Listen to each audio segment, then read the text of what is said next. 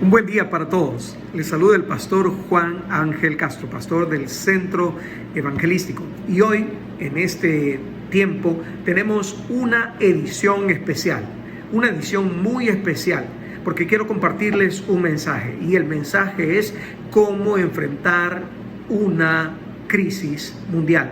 Cómo enfrentar una crisis mundial. Cómo nos enfrentamos a una pandemia. Hasta ahora han pasado ya muchos meses y seguimos todavía enfrentando esta crisis que como nunca antes habíamos enfrentado en la historia. Pues es una crisis que se está dando en todas las naciones del mundo.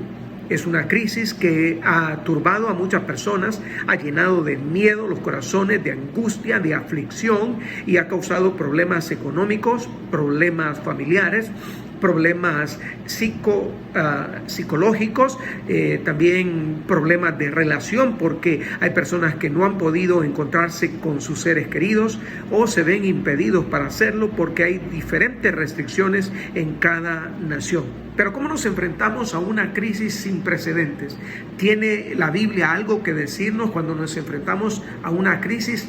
Gracias a Dios, sí. Y quiero leerte una porción que se encuentra en el segundo libro de Crónicas, capítulo 20, versículo 9 en adelante. Es el rey Josafat quien está haciendo esta oración y dice: si alguna vez nos sobreviene algún desastre, algún mal, o se nos castiga con la espada o la peste, que esta es la palabra en la Biblia para pandemia, una peste es precisamente una epidemia que se extiende cobrando vidas, en este caso a nivel mundial, por eso se llama pandemia. O si el hambre, o nos presentamos en este templo ante ti, pues tu nombre sea ahí en este templo, y clamamos a ti por causa de nuestras aflicciones, tú nos oirás y nos salvarás. Mira ahora, dice Josafat, lo estaban rodeando un ejército enemigo innumerable y él comienza a decir al Señor: mira a los amonitas, a los moabitas, mira a los del monte de Seir, por cuya tierra no nos dejaste pasar a Israel cuando venía de Egipto. Tú nos apartaste de ellos para que no los destruyéramos. Y ahora mira cómo nos pagan, tratando de arrojarnos de la tierra que tú nos diste en propiedad. Dios nuestro, ¿acaso no vas a juzgar tú? Nosotros no tenemos la fuerza suficiente para enfrentar este gran ejército que viene a atacarnos. No sabemos qué hacer, reconoce el rey. Pero mire esta frase con la que termina este pasaje en el versículo 12. Y por eso volvemos nuestra mirada a ti.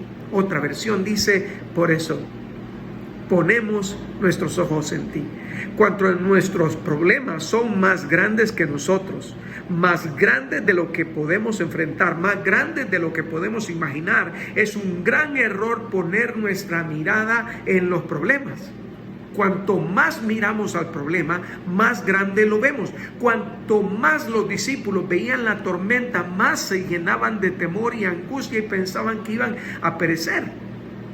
Pero ellos luego volvieron su mirada a Jesús y clamaron a Él: Jesús, ¿no temes que perecemos? Y cambiaron su mirada. Lo que Josafat está diciendo es: cambia tu mirada. Si tú miras hacia los problemas los vas a ver que no tienen solución, que no hay respuesta.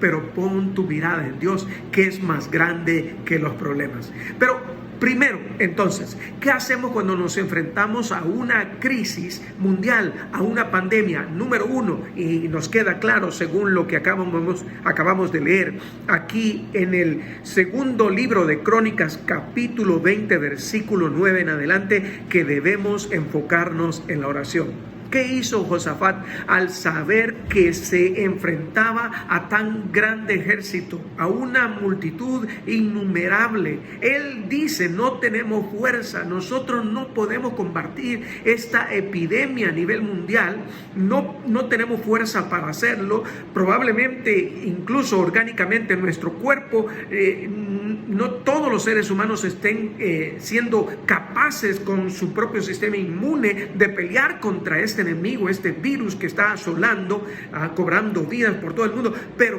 ¿qué debemos hacer? Lo que sí podemos hacer, hay cosas que están fuera de nuestras posibilidades, de nuestras fuerzas, pero hay cosas que sí podemos hacer. ¿Qué podemos hacer? Elegimos volver nuestra mirada a Dios, orar.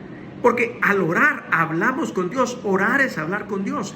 Y el orar nos conecta con Dios, nos hace depender de Dios, quien es la fuente máxima de poder.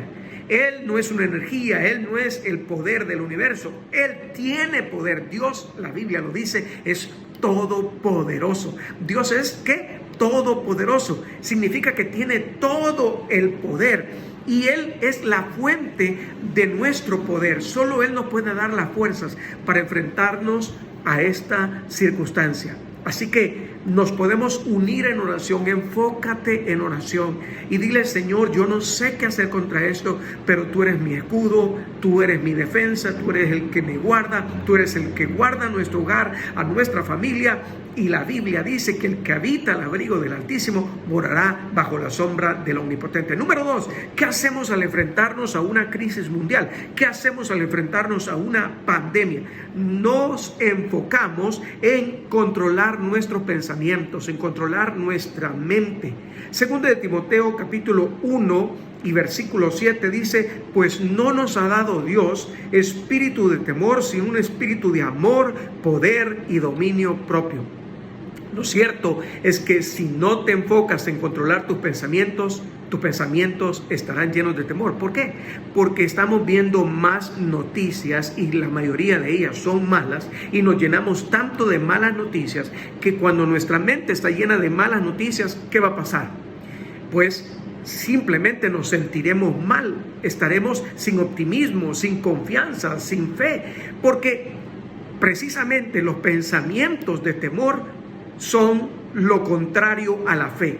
No es la incredulidad lo que es contrario a la fe, sino el temor. Y cuando el corazón humano se llena de temor, no hay lugar para dos cosas: o está lleno de temor o lo llenamos de fe. ¿Qué nos dice aquí Pablo hablándole a Timoteo? Que debemos llenar nuestro corazón de amor, poder y dominio propio. Pedirle al Señor: Señor, yo quiero traer cautivo todo pensamiento a la obediencia en Cristo Jesús. Yo someto mi vida a tu palabra. Yo no me quiero llenar de temor, porque la Biblia dice que bienaventurado aquel hombre que se llena de la palabra de Dios, no tendrá temor de malas noticias, dice la Biblia en Salmo 112, su corazón está firme confiando en el Señor. ¿Por qué el corazón de este hombre de los Salmos está firme confiando en el Señor? ¿Y por qué no tiene temor de malas noticias? Precisamente porque permanece en la palabra del Señor. Te recuerdo un versículo tremendo de la Biblia: tú guardarás en completa paz aquel cuyo pensamiento en ti persevera, porque en ti ha confiado. Y esto tiene segunda parte. Seguimos adelante en un instante.